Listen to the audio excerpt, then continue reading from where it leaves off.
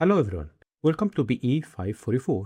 In the previous lecture, we have covered the different concepts behind the vision transformers, starting from accepting the image and splitting it or dividing it into small patches. And those patches are applied to projection or linear projection, where the position of the patch is embedded with the vectors, and both of them are applied to a transformer encoder and then to the classification head where the output is generated. And inside the transformer encoder, there is a mechanism of self-attention. And in this lecture, we are going to implement the different components to build a vision transformer and then train it. And later, we'll use a package where we can use pre-trained vision transformers. So let's start. So open code number 22, vision transformers. Over here, we imported the TensorFlow package and also import the Adam optimizer. Also, we imported different functions from the helper file. And here we ignored the warnings from the warnings package in Python. Then we printed the TensorFlow version and the number of GPUs because we will need a GPU, or it's recommended to use a GPU with deep learning models as mentioned earlier. Here we are setting the different configurations related to the vision transformer and the internal components such as dropout ratio, the number of attention heads, and so on. And then we called a function named basic vision transformer where it accepts the configurations and returns the model. Then we printed the model summary, and this function is implemented in the helper file where here we are building the different components of the vision transformer as we described in the previous lecture.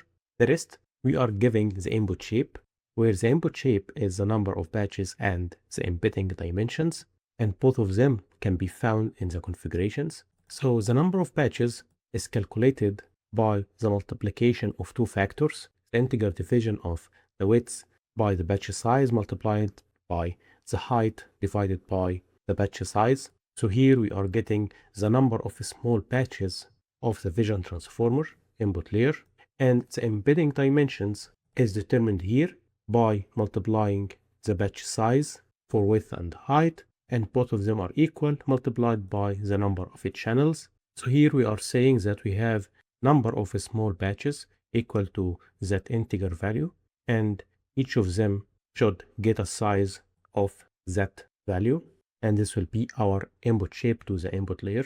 Then we created the patch embeddings where it accepts the input and the configurations, and the implementation of the patch embedding is reshaping the input and then creating a dense layer, and this will learn the embeddings throughout the training process. Then we will get those patch embeddings and add the position to them, and the positions is created through the position embedding, and this is also creating using this class. It's like a layer with embedding values, and the position here starts from 0 to the number of patches. So the output, we will call it Z. Then we need to add the class token by creating the token and concatenating it to Z, and the class token is implemented here. Then we need to build a set of encoder layers, and the number of it is defined in the configuration, the number of encoder layers, which is here by default, let's say 5 layers. And inside each of them, which is implemented in the transformer encoder function, there is a set of components which is defined in the encoder block, as we saw in the lecture, where we apply the normalization, the multi-hit attention, and then apply the skip connection, and then again apply normalization and a feed-forward network using MLP function, and then add both of them together with a skip connection to get the output, and this will be our encoder.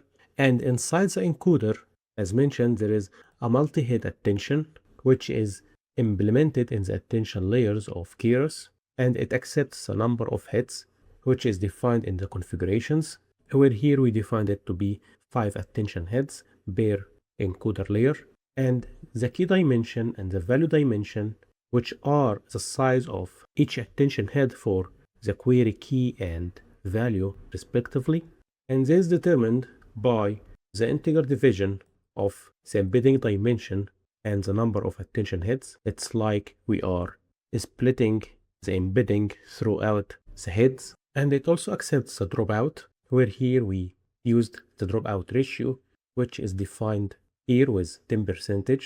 After the encoder or the encoder layers, we applied a final normalization layer.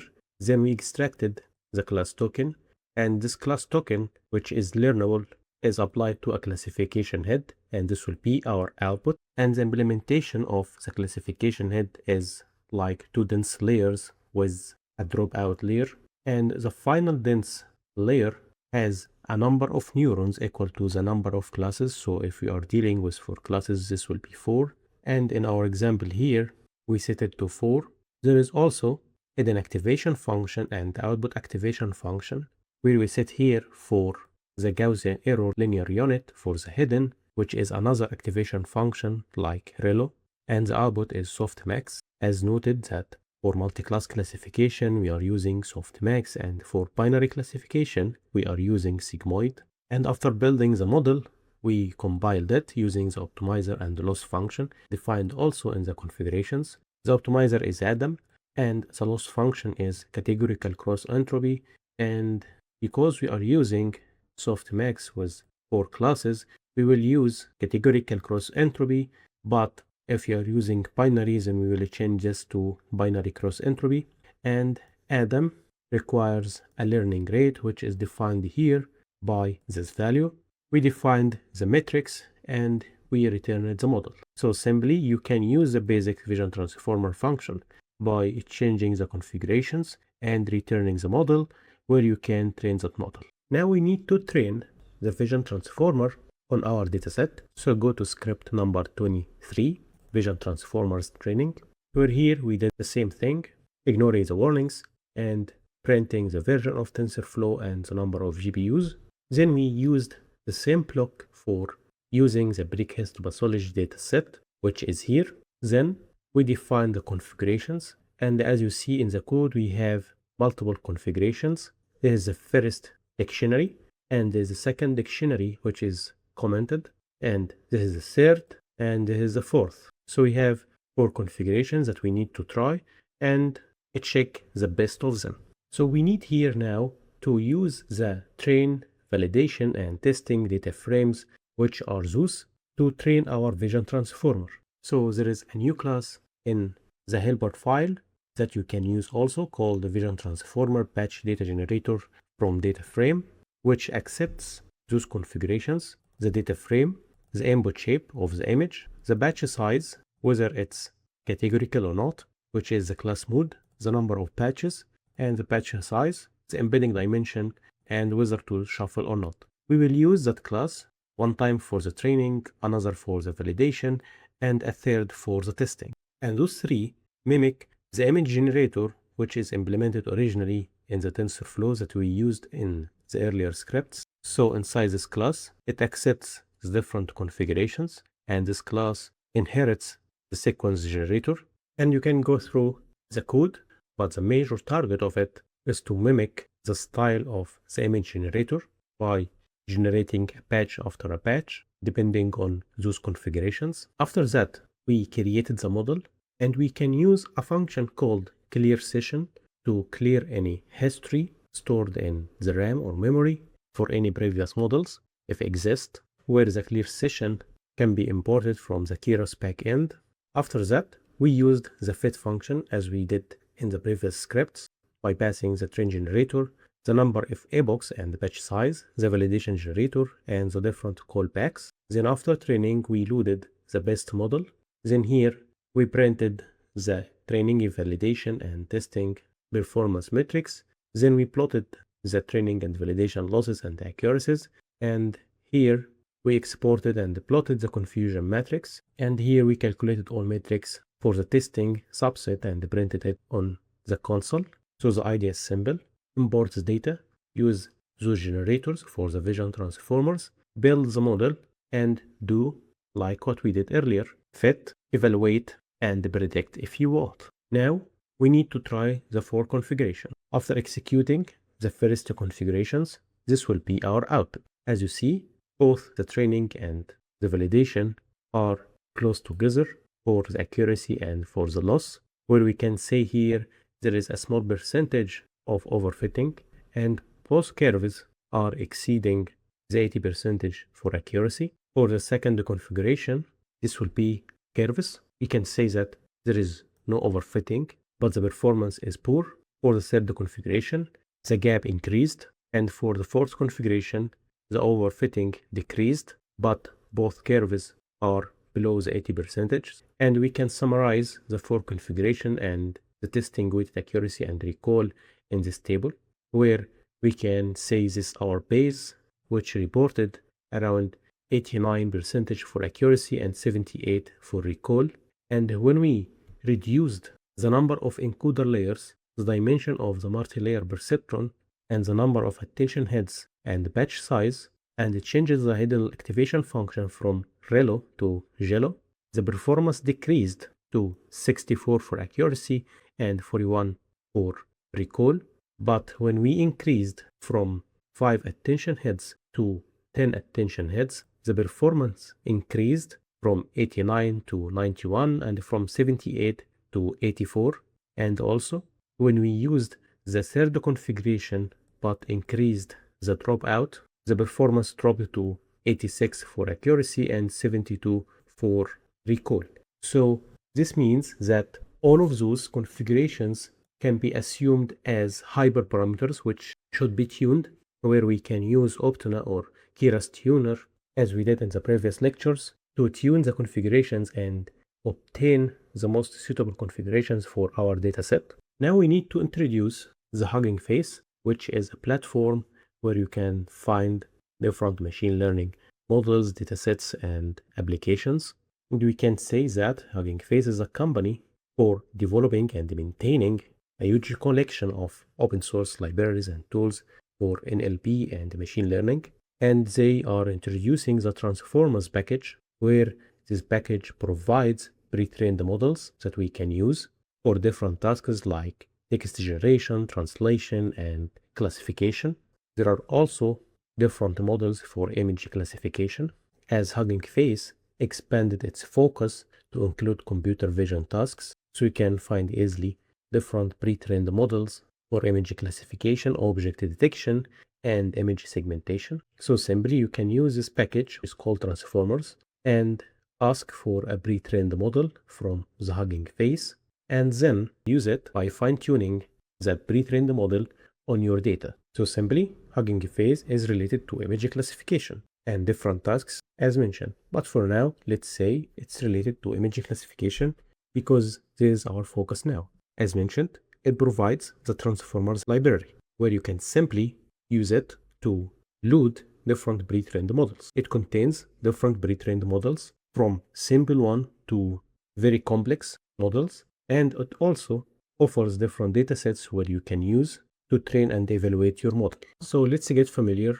with Hugging Face. You can open huggingface.co, and this will be the interface where you can find here in the navigation bar the models, datasets, and so on.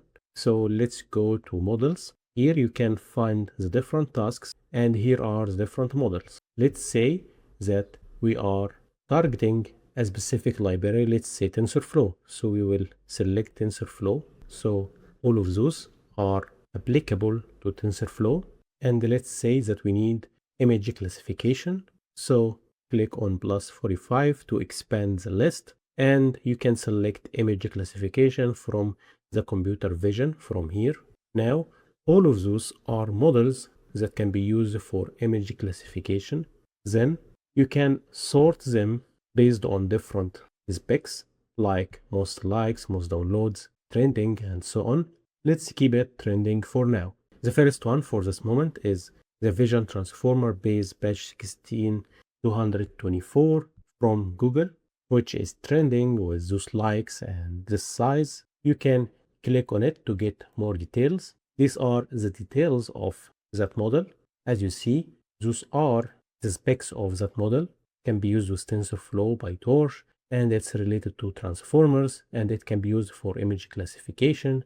Also, this is a description of the model and how to use the model and different things. And lastly, if you are going to use that model in your research article or something to publish, you need to include their citations. Now we need to know how to use that model so that we can fine-tune it on our dataset. If you remember, when we used the ResNet, the mobile net, and different pre-trained models, which is related to CNNs, we mentioned that they were trained on the ImageNet. Here, also the vision transformer is trained on the ImageNet.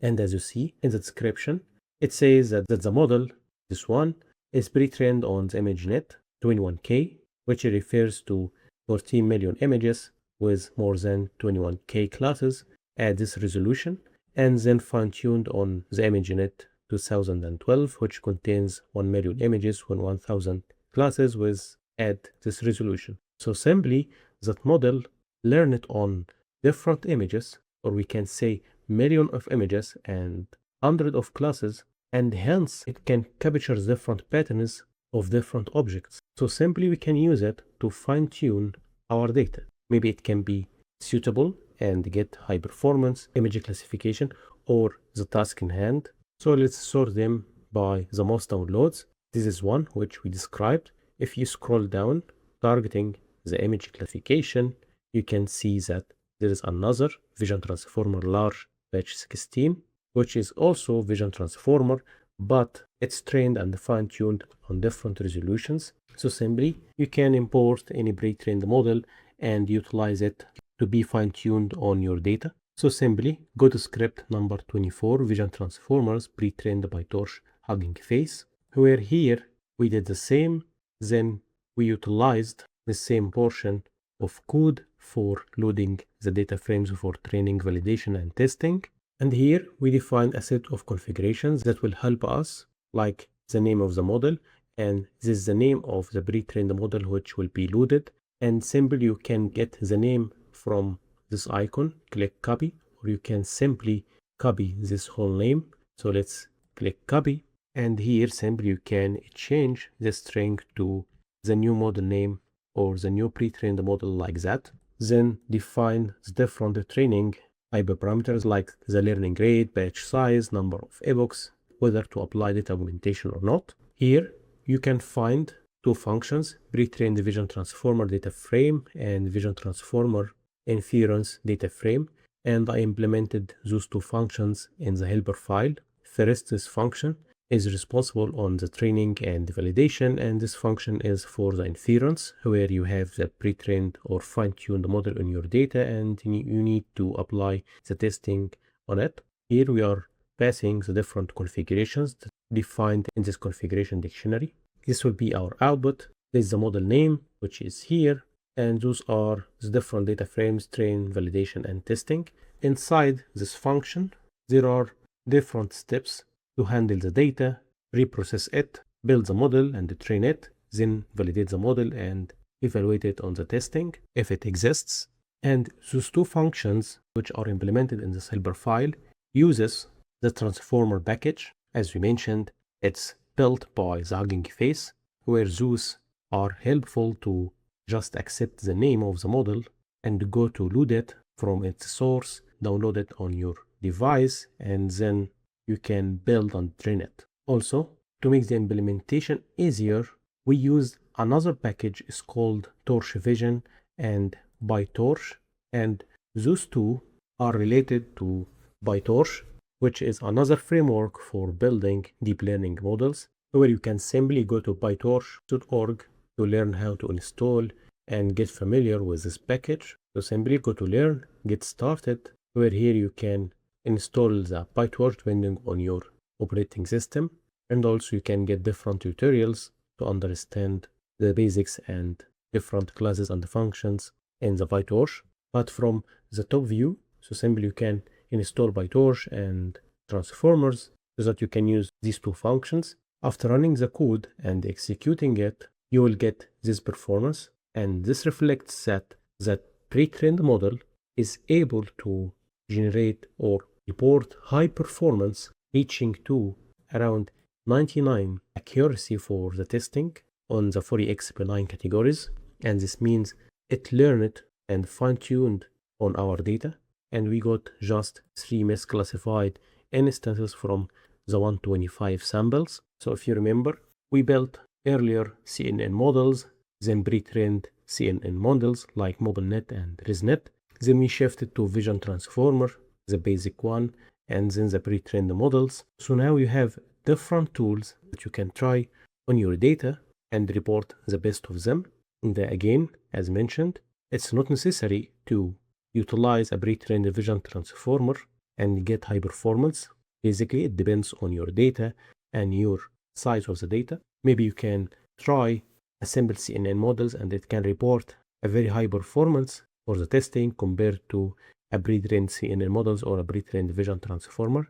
Those ideas simple. Start from basic one to complex ones. And once you report or get the necessary performance or the target performance, you can stop at this point and utilize that approach. Also, you can use PyTorch with TensorBoard. And as mentioned, TensorBoard is a visualization toolkit for different machine learning experiments. And you can execute it simply by the command TensorBoard as we did in a previous lecture. And you can pass the runs directory by the key log directory, where you can navigate to different metrics and get familiar with what's happening during each step for the evaluation and testing and so on. So in this lecture, we have implemented the basic vision transformer, trained it, and reported the performance on 4 configurations, and we emphasized the role of hyperparameter tuning. Then we shifted our gears from basic non-trained vision transformers to a pre-trained vision transformer from the Hugging Face, and we saw the shift in the performance from around 90% into 99%, and this is because the pre-trained vision transformer that we utilized is able to be fine-tuned on our subset or dataset. We emphasize also that you can start with basic models, going through complex ones, and once you reach the target performance, you can stop at this point. If not, you can continue and try complex approaches, where also you can load different pre-trained models and change the hyperparameters of them, aiming to reach a high performance. We noted also that you can use TensorBoard with vision transformers or PyTorch models, where you can access the different metrics and history of your experiments.